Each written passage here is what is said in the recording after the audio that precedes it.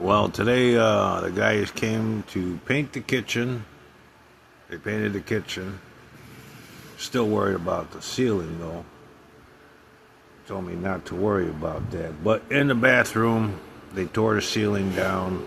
It was even they said it could come down, so they just tore it down. Turns out there wasn't any plumbing under there or up there under the drywall on the ceiling. So I'm guessing maybe somebody let the tub overrun or the sink, but it was more than one time. It was 5, 6 times. I took videos, not of every time, but after it happened, I think the first or the second time I did, and to give to the landlord at the time, and they didn't want it. And it just, this building, I think is, we're on the 4th owner now. But it keeps exchanging hands and nobody wants it. Nobody wanted to do the repairs. And I made a complaint, town hall over here. It's not that far away, maybe 150 yards away. I jumped in my wheelchair and I got over there pretty quick, fast, in a hurry. They said I had to call some town official. I called. I left a message with them. I called somebody from the state, and they yelled at me. First, they were just talking about the issues of the black mold, and then I said the ceiling leaking. There's a lot of things they refuse to do. And then when I mentioned I was handicapped, they said it's a whole different complaint. And then when I mentioned I was a senior, then they yelled, why didn't you say that in the first place? But they never let me finish talking. And, well, public servants have never been known to act without filing a complaint. And when you do file a complaint, for the most part, we all know, scales of justice are monetary scale. Thus those with the most gold win. But there's a lot of things I know, and I stopped it. The landlord and I had a discussion about it, and he challenged me, said he had legal remedies, I had remedies for his remedies, and I guess he spoke with counsel. But here we are today. I hope I sleep good tonight. Sometimes that fan in the bathroom would make funny noises. And, it stayed humid in there even after they fixed both faucets, and that took forever. 8 years? But they really need to just redo the whole fucking bathroom. That toilet screws are rusted off. Eventually, good thing it's only me here. And I don't weigh that much. I weighed myself 205. Yeah, I still haven't got back to 220. I fell down to 180 pounds. When one of the leaks I didn't know, and I fell, like forearm crutches, one of them slipped. I flew backwards and it was hurting. I couldn't get up off the floor. I couldn't breathe. I was in a bad way. That was before they gave me that life alert, the button where you fall and you can't get up. That's how I wound up getting that. But today they're fixing the ceiling. There's no black mold in the ceiling because there's no leaky pipes. So I'm guessing somebody upstairs let the water overrun. That's what happened originally when the ceiling was leaking in the kitchen, and only one time in the front room. A few times in the kitchen. But they just painted over the water spots and make everything look even. They painted the walls. The guy didn't pull the refrigerator out and paint that spot, so that's not going to look too good. Somebody pulls a refrigerator. I'm particular about things like that. They're going to paint every little spot that can visibly be seen. even though the refrigerator is there. I like to pull it out when I can. Takes me a little bit because my ankles and hips are so messed up. But I can do it. That's one of the guys. They had when they tore it down, they had to replace the duct for the fan, the exhaust fan. It looked like it was pretty clogged up, so I don't think there was any use. But when they took the ceiling down, you could see the air from the fan wasn't going up and through the duct, and it was coming out the sides of it. But they redid the duct, and they put in a new fan. They're putting up the drywall, and it's that heavy stuff, you know. It's not like the drywall you use in your bedroom. What's that called? Green board? But, you know, landlord said he said I wanted special treatment because I'm handicapped. I didn't want special treatment because I was handicapped. This is not a handicap-friendly place, and I made it as handicap-friendly as possible. You know, they were going to paint and left everything in the kitchen. No. They told me in my text, it said only come in the, you know, for the bathroom, and I could talk to these people about the rest of the stuff that they can do later. And I come, and this guy just comes in with paint, and he's getting ready to eat painting and stuff. I says, hey, what about my tables and my pots and pans? But see, I was ready because when I moved in, they were supposed to paint after I moved in. I just needed an apartment right away. I said, I just put my bed, my dresser, bring my clothes. And after they paint, I'll buy some furniture. And nobody just ever got around to it. And then the refrigerator broke. It took it just started leaking, and it was unplugged when I moved in. They said they cleaned it. I plugged it in, went and got groceries, came back. It was cold. It was, you know, put stuff in there. And I didn't notice the rubber seals that keeps the door closed, you know. But those were falling apart, old, rotted. The refrigerator was old. So I wound up winding up with a lot of rotten food in the freezer. It would just, all this ice crystals would build up, and eventually there was no place to put anything in there. So it took them a while to replace the refrigerator. And then when they replaced it, the new one, they put the new one in the kitchen and left the old one in the front room. I had to call them, hey, come get this crap. What the hell's wrong with you? And the air conditioner, that took about a month. So I had to buy a portable one, and really hard handling it. It was really hot, you know. And they were upset with me about it. So I talked to them today about that seal under the door, the rubber seal, the weather strip. It came off, you know, that. So I said, can you replace it? I said, I closed the door, but, you know, all the air still comes under the door, so talk to the landlord. I gave him the smoke detector. I've been here about 8 years. It started beeping one day, it wouldn't stop, and I changed it, and I don't cook much.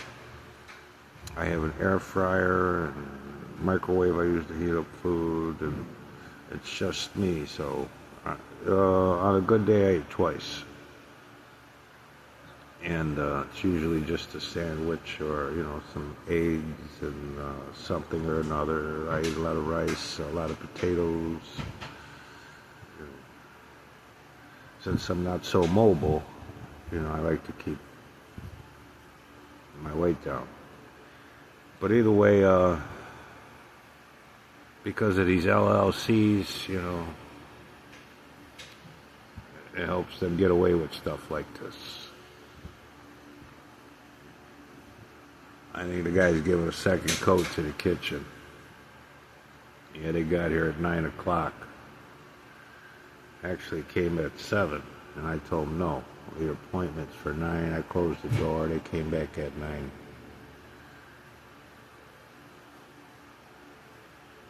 Yeah. But threatening me with litigation, that was ridiculous. And the landlord, when he first spoke to me, I didn't say anything. I learned, in maintaining my silence, the more they speak, the more they speak, the more I learn. The more I learn, the more I let them speak. And people always assume because I'm Mexican, I don't understand English. You know, to be honest with you, I've had people get mad at me because I don't speak Spanish. It comes in many different directions, and it's hard to ignore.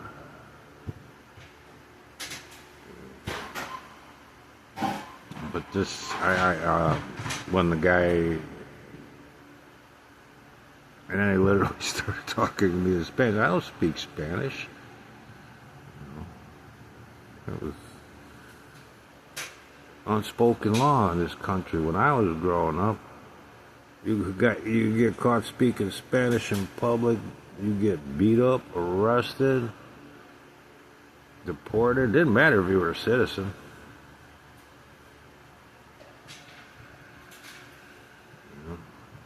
And before my time, there was the wetback program, and they deported citizens. And then you had to fight your way back. They'll always guilty till proven innocent. Always guilty till proven innocent. But see, I know my ways around with the laws.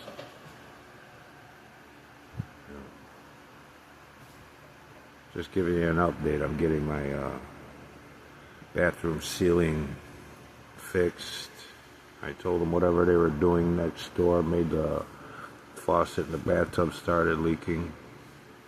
To fix that, stays humid in that bathroom. But maybe with them replacing the vents and the fan, having that fan on, I can't even take a hot shower for very long. Well, I can't stand up that long anyways. I have put my shower chair in there, but sometimes I hurt myself getting it in and out because my ankles hurt so bad and my hips. But I do what I do, and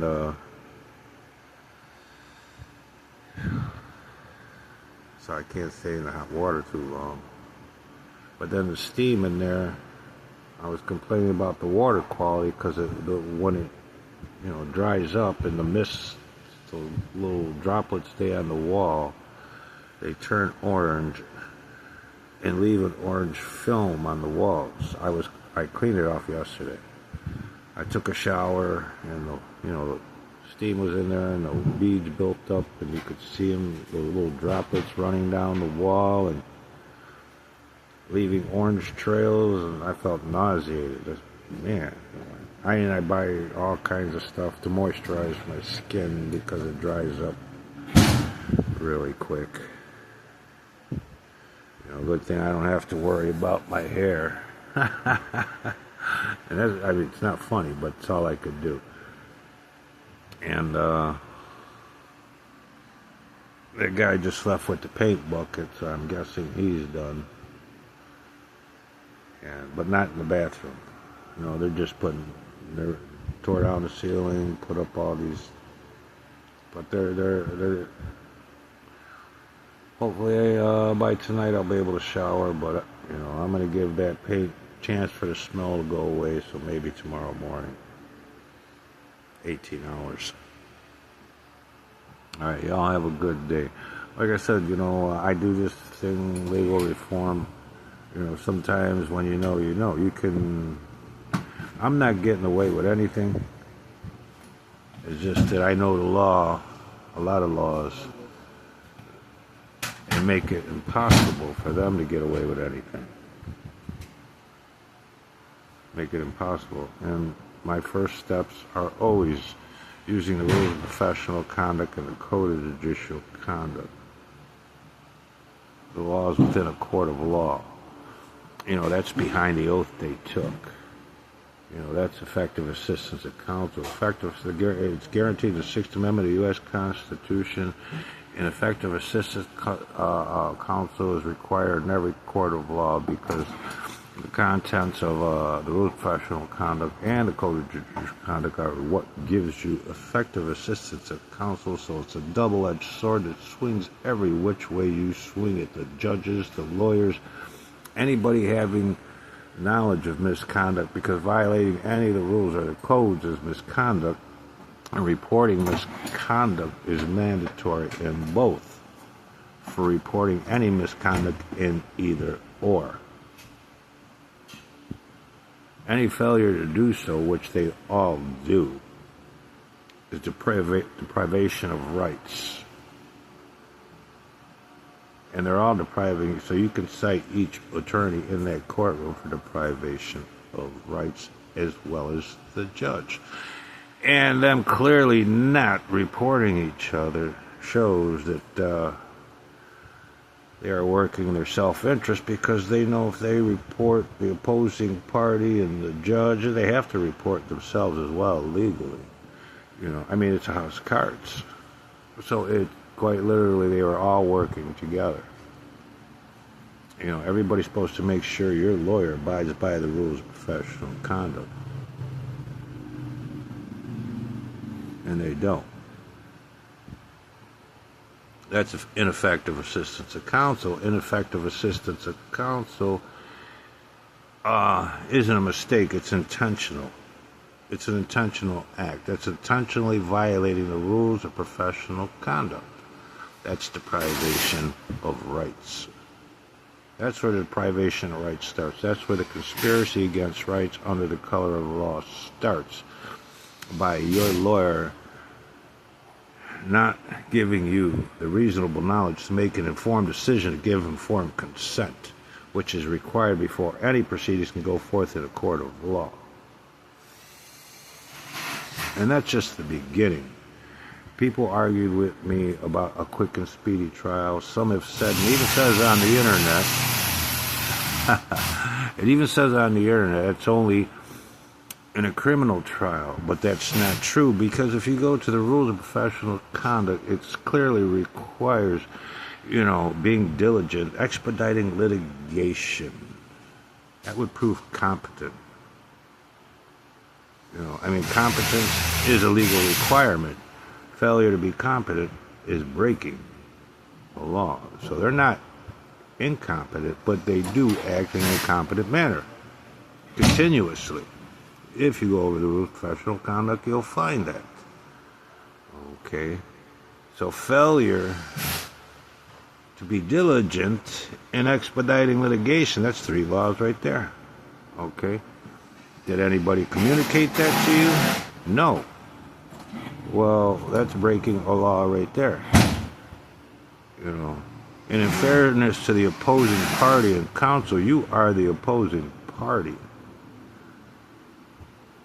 Shouldn't they be informing you to your rights to due process? That's guaranteed, right? Due process, fair trial, effective assistance of counsel. All right, that's all I want. That's what all my videos are about. People are making comments.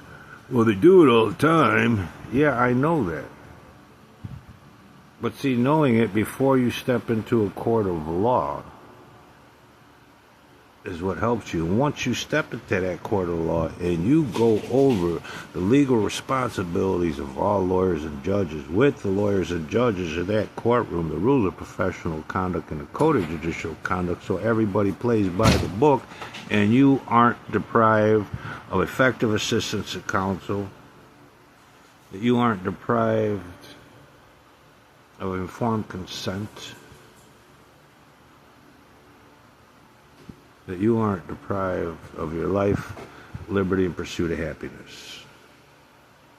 I'm not teaching you anything. I'm just showing you a whole lot of stuff. It's up to you if you want to read it and teach yourself, just like I did. All right? It took me a long time to amass that information. Kind of. I like to read. And I was an avid reader, especially when it came to the law. And that's all you got to do, is want to know. That's as hard as it gets, is just reading. And everything I read to you, you understood. And that was the law. I didn't complicate anything.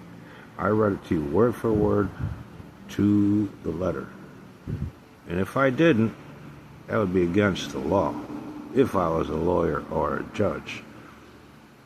Remember, any law written any interpretation of such laws, contracts, etc., etc., etc. One must abide by the letter of the law. In enforcing them, the letter of the law requires it being done word for word to the letter. And there are penalties for violating the letter of the law. There are penalties, I told you about. That's acting under the color of law. Even trying. People not telling you what I've been telling you, as far as the legal community, is deprivation of rights. Your right to know. You know. So before you can get the transparency you want, you got to use the laws. That's all I'm showing you. I'm just showing it to you. It's up to you to teach yourself what you need to know. Your constitutional rights are not a given, they're earned. And the only way you'll earn them is when you fight for them. Fight for them as if your life, liberty, and pursuit of happiness counts on it, because it does. Alright, nothing but peace and love, my friends. Alright, may your Creator always be with you, and may He always rain many blessings. Nothing but a long life and good health for